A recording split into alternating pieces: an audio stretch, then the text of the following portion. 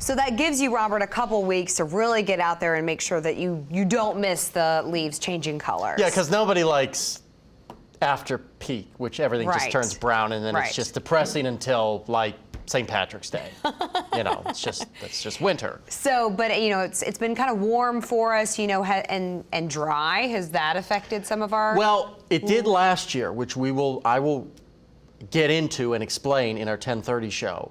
Last year's very hot, very dry winter, ooh, Nelly, summer did lead to a earlier than normal peak for us. Different story this year because it's been quite wet and not as hot. But again, tune in our 10:30 half hour on ABC for that little nugget.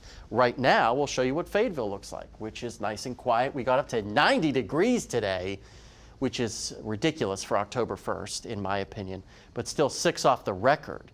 So we were in the same zip code as the record high today, but thankfully didn't break it, set way back in 1953. Fort Smith, things are nice and quiet as we look at the Garrison Bridge.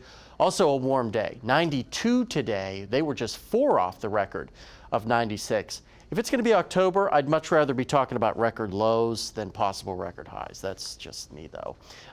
Now, this week is going to be an interesting one because tomorrow's going to start out very nice. Same with Tuesday.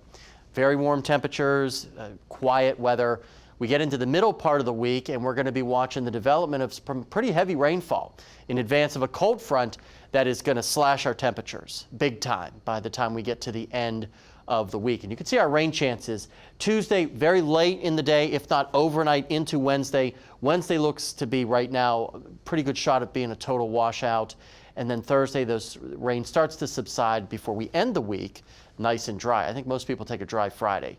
They'll trade that for a wet Wednesday. Upper 60s and mid 70s across northwest Arkansas, as well as in the River Valley. Some places still flirting with 80 degrees at this hour. Quiet across most of the country. That's good. There's our front. There's fall up across Montana.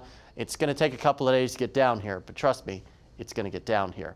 We'll be quiet, as I said, the next 2 days. So we're starting the hour by hour Tuesday evening, because then we start to see the rainfall roll in here in the early morning hours of Wednesday and into Wednesday morning. Some of this rain could be moderate to at times heavy.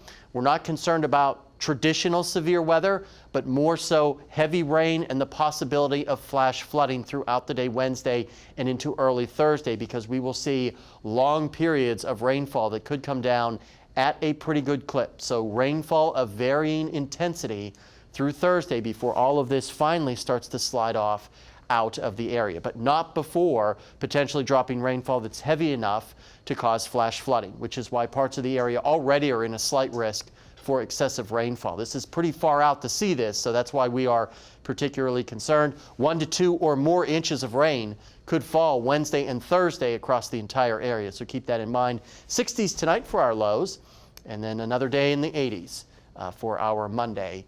Like I said, 1 or 2 more warm days before we really start to cool off. I mean, we're talking 15 degrees or so we cool off by as we get toward the second half of the week. Impact days right now for Wednesday and Thursday before the sun comes back for the weekend, and temperatures stay. It's sweater weather for some of you that do not like the cooler temperatures by the time we get to next weekend. Plenty of rainfall. We're watching it closely for the middle of the week. Stay with us. Cameron Johnson is in the studio. She's got plenty of golf news and maybe a little Razorback news after the break.